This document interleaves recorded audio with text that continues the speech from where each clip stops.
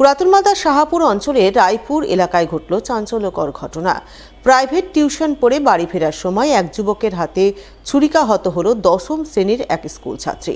বর্তমানে আক্রান্ত ছাত্রী আশঙ্কাজনক অবস্থায় মৃত্যুর সঙ্গে পাঞ্জা লড়ছে মালদা মেডিকেল কলেজ হাসপাতালে। জানা গেছে আক্রান্ত ছাত্রীর বয়স 16 বছর। বর্তমানে সে 10ম শ্রেণীতে পড়াশোনা করে। তার বাড়ি শাহাপুর অঞ্চলের রায়পুর যোধগোবিন্দ ঘাটপাড়া এলাকায়। পরিবারবর্গের অভিযোগ, ইংরেজ বাজারের রায়পুরের গোপালপুর এলাকার সুরাজ মণ্ডল নামে বছর 22-এর এক যুবক বেশ কিছুদিন ধরেই ওই ছাত্রীকে নানাভাবে উত্ত্যক্ত করত, যা সোমবার সন্ধ্যায় চরম সীমা অতিক্রম করে।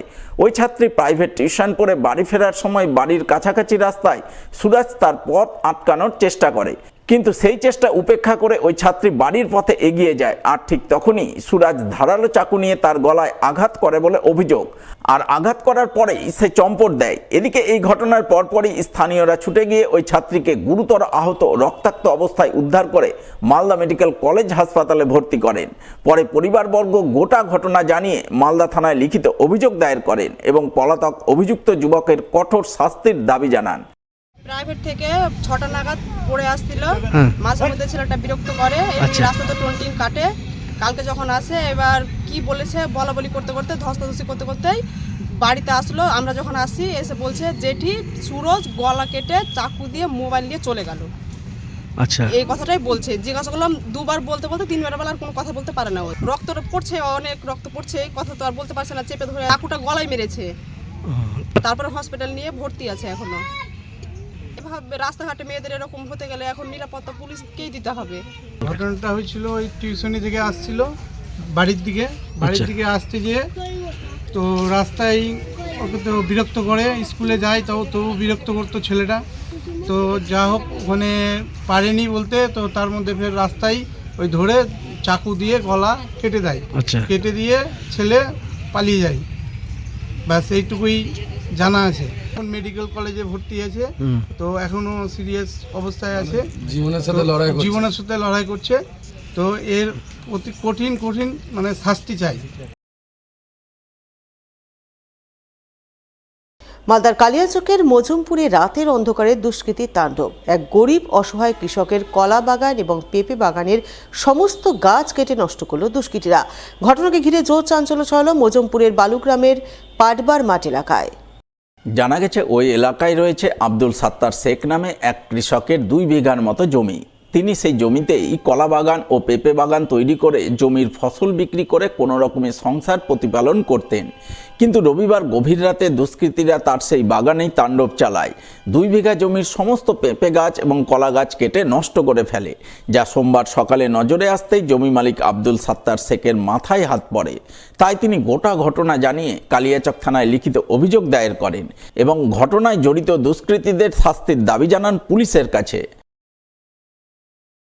আমার পাটবাড়ির মাঠে 1 বিঘা কলার বাগান, 1 বিঘা পেঁপের বাগান দুষ্কৃতীরা মানে কেটে নষ্ট করে দিয়েছে।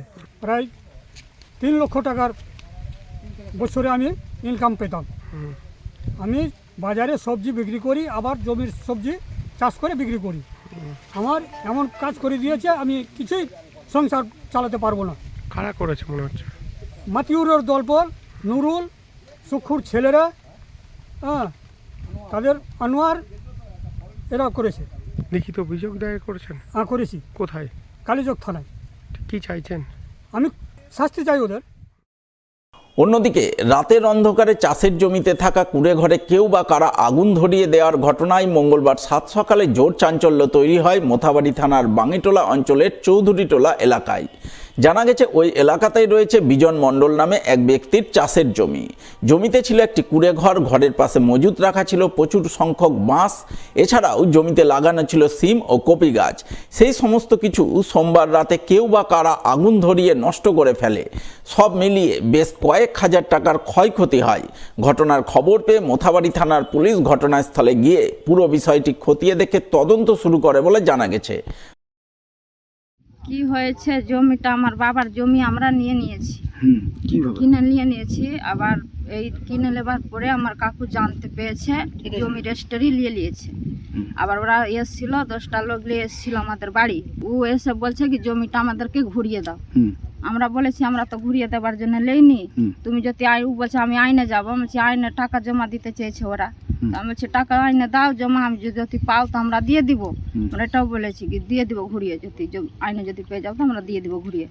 তারপরে ওরা বলছে কোর্ট দেখিয়ে ছাড়বো, এরকম হুমকি দিল। তারপরে এটাও হুমকি দিয়েছে কি জমি যদি না দাও তো তোমাদের ফসল করে খেতে দিব না, এরকম হুমকি দিল, ফসল করে খেতে দিব না, সব লোকসান করব, কিরকম জমি করে খাচ্ছি দেখছি, এরকম হুমকি দিয়ে আসার পরে এই যে এটা ও ক্ষতি করছে। পুলিশকে জানানো হয়েছে, এসছিল, ইনকোয়ারি করে গেছিল।